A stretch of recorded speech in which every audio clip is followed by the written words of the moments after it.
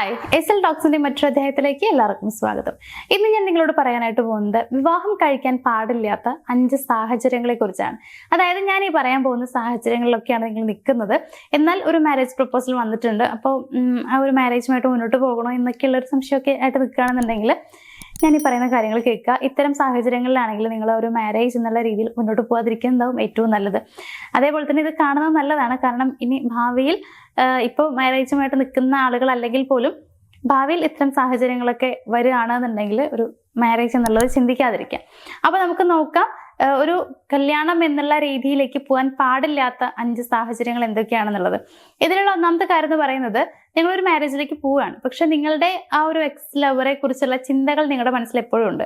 അവരോടുള്ള വികാരങ്ങളും വിചാരങ്ങളും ഒക്കെ നിങ്ങളുടെ മനസ്സിലുണ്ടെങ്കിൽ അത് വെച്ച് നിങ്ങൾ വേറെ റിലേഷൻഷിപ്പിലേക്ക് പോകാതിരിക്കാം. കംപ്ലീറ്റ് ആയിട്ട് എല്ലാം മാറി അവരെ മറക്കാൻ പറ്റുന്നുണ്ട്. മറക്കുക എന്ന് പറഞ്ഞാൽ പൂർണ്ണമായിട്ട് ആർക്കും മറക്കാൻ പറ്റില്ല, എങ്കിലും അവർ പോയതിന്റെ വിഷമങ്ങളും എല്ലാം മറന്നു, ഇപ്പൊ അവരോട് പ്രത്യേകിച്ച് ഫീലിങ്സ് ഒന്നും ഇല്ല എന്ന് ഉറപ്പുണ്ടെങ്കിൽ നിങ്ങൾ വേറെ റിലേഷൻഷിപ്പിലേക്ക് മീൻസ് മാരേജിലേക്ക് പോവാം. അങ്ങനെയാണെങ്കിൽ നിങ്ങൾക്ക് പേടിക്കേണ്ട ആവശ്യമില്ല. അങ്ങനെ അല്ലാതെ അവരോട് ഫീലിങ്സ് ഒക്കെ അവരോടാണുള്ളത് എന്നുണ്ടെങ്കിൽ ഒരിക്കലും നിങ്ങൾ മാരേജ് ചെയ്ത പേഴ്സൻ്റെ അടുത്ത് നിങ്ങൾക്ക് ഫീലിങ്സ് തോന്നൂല. അതേപോലെ തന്നെ നിങ്ങൾക്ക് ആ റിലേഷൻഷിപ്പിൽ നല്ല രീതിയിൽ നിൽക്കാനും പറ്റില്ല എന്നുള്ളത് മനസ്സിലാക്കുക. അപ്പൊ അതുകൊണ്ട് തന്നെ മറ്റൊരാളെ കുറിച്ചുള്ള ചിന്തകളൊക്കെ നിങ്ങളുടെ മനസ്സിലുണ്ടെങ്കിൽ ഒരിക്കലും മാരേജുമായിട്ട് മുന്നോട്ട് പോവാതിരിക്കാം. രണ്ടാമത്തെ കാര്യം എന്ന് പറയുന്നത്, മറ്റുള്ളവരുടെ നിർബന്ധത്തിന് വഴങ്ങിയിട്ട് നിങ്ങൾ കല്യാണം കഴിക്കാതിരിക്കുക എന്നുള്ളതാണ്. ഇവിടെ എന്താ ഉണ്ടാവുക വെച്ച് കഴിഞ്ഞാൽ ഭാവിയിൽ നമുക്കത് ഭയങ്കരമായിട്ട് റിഗ്രറ്റ് അടിക്കും. അയ്യോ, ഇവര് പറഞ്ഞത് കൊണ്ടാണല്ലോ ഞാൻ കല്യാണം കഴിച്ചത്. അതായത് നമുക്ക് സമ്മതമില്ലാതെ ഒരിക്കലും കല്യാണം കഴിക്കരുത്. നമുക്ക് ഒരിക്കലും ആ മാരേജ് അപ്പൊ അംഗീകരിക്കാൻ പറ്റിയെന്ന് വരില്ല. അപ്പൊ മാരേജ് ചെയ്ത പേഴ്സൻ്റെ അടുത്ത് നമുക്ക് ഇഷ്ടം തോന്നില്ല, അവരെ നമുക്ക് അക്സെപ്റ്റ് ചെയ്യാൻ പറ്റില്ല. അതുകൊണ്ട് മാരേജ് ലൈഫ് നന്നായിട്ട് മുന്നോട്ട് പോകാൻ സാധ്യത വളരെ കുറവാണ്. അതുകൊണ്ട് തന്നെ നിങ്ങളുടെ ഫാമിലിയിലുള്ള ആളുകളോ അങ്ങനെ ആരെങ്കിലുമൊക്കെ ഭയങ്കരമായിട്ട് നിർബന്ധിച്ചിട്ടാണ് നിങ്ങൾ കല്യാണം കഴിക്കുന്നതെന്നുണ്ടെങ്കിൽ ഒരിക്കലും ഞാൻ അതിനെ സപ്പോർട്ട് ചെയ്യില്ല. നിങ്ങൾക്ക് ഓക്കെ ആണെങ്കിൽ മാത്രം നിങ്ങൾ മാരേജുമായിട്ട് മുന്നോട്ട് പോവുക. ഇനി മൂന്നാമത്തെ കാര്യം എന്ന് പറയുന്നത്, നിങ്ങളുടെ കരിയർ ഗ്രോത്ത്, നിങ്ങളുടെ ആഗ്രഹങ്ങള്, ലക്ഷ്യങ്ങള് ഇതെല്ലാം നഷ്ടമാവും. അതായത് ഇതൊന്നും ഈ ഒരു മാരേജിൽ നടക്കാൻ പോകുന്നില്ല. മാരേജ് കഴിക്കുന്നതോട് കൂടിയിട്ട് എൻ്റെ എല്ലാ കാര്യങ്ങളും അവിടെ ഇല്ലാണ്ടാവുകയാണ് എന്ന് നിങ്ങൾക്ക് തോന്നുന്നുണ്ടെങ്കിൽ ഒരിക്കലും നിങ്ങൾ ആ മാരേജിലേക്ക് പോവാതിരിക്കാം. കാരണം വേറൊന്നല്ല, നമുക്ക് എല്ലാവർക്കും ആഗ്രഹങ്ങൾ ഉണ്ടായിരിക്കും. അതൊക്കെ നേടണം എന്നുള്ളത് നമ്മുടെ മനസ്സിൽ വലിയൊരു എയിമാണ്, ലക്ഷ്യം അതാണ്. നമ്മുടെ ആഗ്രഹങ്ങൾ നേടുക എന്നുള്ളതാണ് നമ്മുടെ ലക്ഷ്യം. അപ്പൊ അതിനു വേണ്ടിയിട്ടാണ് നമ്മൾ പലപ്പോഴും പലതും ചെയ്യുന്നുണ്ടാവുക, നമ്മൾ സ്വപ്നം കാണുന്നുണ്ടാവുക. അപ്പൊ അതൊക്കെ ഒറ്റയടിക്ക് ഇല്ലാണ്ടാവുക എന്ന് പറയുമ്പോൾ ഒരു കാര്യം എന്ന് പറയുന്നത്, നമ്മുടെ ലൈഫ് ഗ്രോത്ത് അവിടെ സംഭവിക്കുന്നില്ല എന്നുണ്ടെങ്കിൽ ഒരിക്കലും അത് നിങ്ങൾക്ക് നല്ലതാവില്ല. മറ്റൊരു കാര്യം എന്ന് പറയുന്നത്, ഈ ഒരു കാര്യം കൊണ്ട് തന്നെ നിങ്ങൾ മാരേജ് ചെയ്യാൻ പോകുന്ന ആ ഒരു പേഴ്സൻ്റെ അടുത്ത് വെറുപ്പ് നല്ല രീതിയിൽ വരും. അതായത് ഇവരെ കല്യാണം കഴിച്ചത് കൊണ്ടാണ് എനിക്ക് ഇങ്ങനെ പ്രശ്നങ്ങൾ ഉണ്ടാവുന്നത്, അല്ലെങ്കിൽ എനിക്കൊന്നും ഞാൻ ആഗ്രഹിച്ച കാര്യങ്ങൾ നേടാതിരുന്നത് ഇതുകൊണ്ടാണെന്ന് തോന്നും. അവിടെ നിങ്ങളുടെ കുടുംബജീവിതം ഒരിക്കലും നന്നായിട്ട് പോവില്ല. പോകെ വിള്ളലുകൾ വലിയ രീതിയിൽ തന്നെ വന്നു തുടങ്ങും. പിന്നെ നമുക്ക് തന്നെ അത് കൂട്ടി യോജിപ്പിക്കാൻ ഭയങ്കര പ്രയാസമായി മാറും.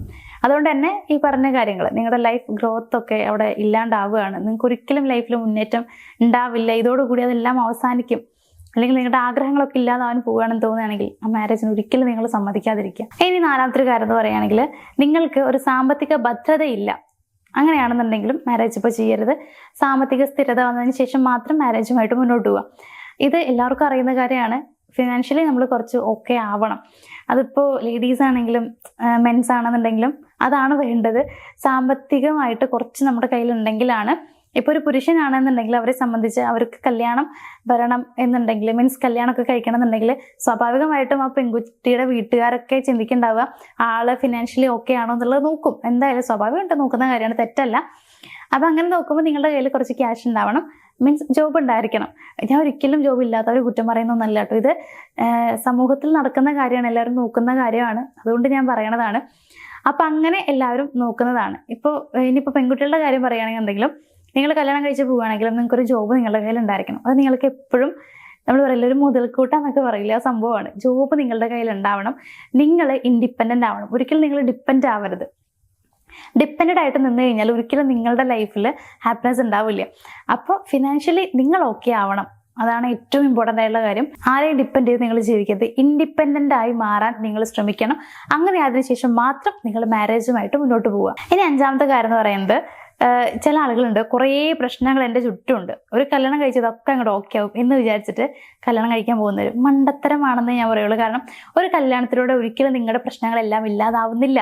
പ്രശ്നങ്ങൾ ഉണ്ടെങ്കിൽ അത് പതിയെ പതിയെ നമ്മളായിട്ട് ഇല്ലാണ്ടാക്കേണ്ടതാണ്. കല്യാണത്തിലൂടെ ഇല്ലാതാവും എന്ന് നിങ്ങൾ ചിന്തിക്കരുത്. അപ്പൊ കല്യാണം കഴിഞ്ഞ് നിങ്ങളുടെ ഉള്ള സമാധാനം കൂടി പോകുന്നല്ലാണ്ട് ഒരിക്കലും നിങ്ങൾക്ക് അവിടെ സന്തോഷം ഉണ്ടാവില്ല. നമുക്ക് കുറേ പ്രശ്നങ്ങളുണ്ട്. പ്രശ്നങ്ങളുടെ ഇടയിൽ കല്യാണം കഴിച്ചു കഴിഞ്ഞാൽ ആ ഒരു മാരേജ് ലൈഫ് നമുക്ക് എൻജോയ് ചെയ്യാൻ പറ്റില്ല. അത് സത്യമുള്ളൊരു കാര്യമാണ്. കാരണം നമുക്ക് അവിടെ ഇപ്പൊ നമ്മുടെ വൈഫാണെങ്കിലും ഹസ്ബൻഡ് ആണെങ്കിലും അവരുമായിട്ടൊരു ഹാപ്പി ആയിട്ടുള്ളൊരു മൊമെന്റ്സ് ഒന്നും നമുക്ക് കിട്ടില്ല. എന്താ വെച്ച് കഴിഞ്ഞാൽ നമ്മുടെ തലയ്ക്കകത്ത് ഉണ്ടാവുക കുറേ പ്രാരാബ്ധങ്ങളോ അല്ലെങ്കിൽ പ്രശ്നങ്ങളും ഒക്കെ ആയിരിക്കും. അപ്പം നമുക്ക് അവിടെ ഒരിക്കലും സന്തോഷം ഉണ്ടാവില്ല. അപ്പം നമ്മളെ വിശ്വസിച്ച് നമ്മളെ കല്യാണം കഴിച്ചിട്ടുള്ള ഒരു പേഴ്സണിന്റെ ലൈഫ് കൂടി അവിടെ ഇല്ലാണ്ടാവുകയാണ് ചെയ്യുന്നത്. അവരെയും കൂടി പ്രശ്നത്തിലേക്ക് നമ്മളിങ്ങനെ കൊണ്ടുവരിക എന്നല്ലാണ്ട് വേറൊരു ഗുണവും അവിടെ ഉണ്ടാവുന്നില്ല എന്നുള്ളത് മനസ്സിലാക്കുക. പ്രശ്നങ്ങളൊക്കെ ഉണ്ടെങ്കിൽ പ്രശ്നങ്ങളെല്ലാം ഇല്ലാണ്ടാക്കാൻ ഞാൻ പറയില്ല, കാരണം അതൊക്കെ പ്രയാസമാണ്. എങ്കിലും കുറേയൊക്കെ പ്രശ്നങ്ങൾ ഇല്ലാതാക്കിയിട്ട് നമുക്ക് സമാധാനമായിട്ട് ഇരിക്കാൻ പറ്റുമെന്ന് ഉറപ്പുണ്ടെങ്കിൽ മാത്രം നിങ്ങളൊരു കല്യാണമായിട്ട് മുന്നോട്ട് പോവുക. അതാണ് നിങ്ങൾക്കും നിങ്ങൾ കല്യാണം കഴിക്കാൻ പോകുന്ന ആ ഒരു പേഴ്സണും എപ്പോഴും നല്ലതായിരിക്കും. അപ്പൊ ഈ ഒരു 5 സാഹചര്യങ്ങളിലൂടെ ആണ് നിങ്ങൾ കടന്നു പോകുന്നത്, അല്ലെങ്കിൽ ഇതിൽ ഏതെങ്കിലുമൊക്കെ സാഹചര്യത്തിൽ നിൽക്കുന്ന ഒരു പേഴ്സൺ ആണെങ്കിൽ ഇപ്പൊ നിങ്ങൾ കല്യാണത്തെ കുറിച്ച് ആലോചിക്കേണ്ട എന്നാണ് ഞാൻ പറയുള്ളൂ. ബാക്കി നിങ്ങളുടെ ഇഷ്ടമാണ്.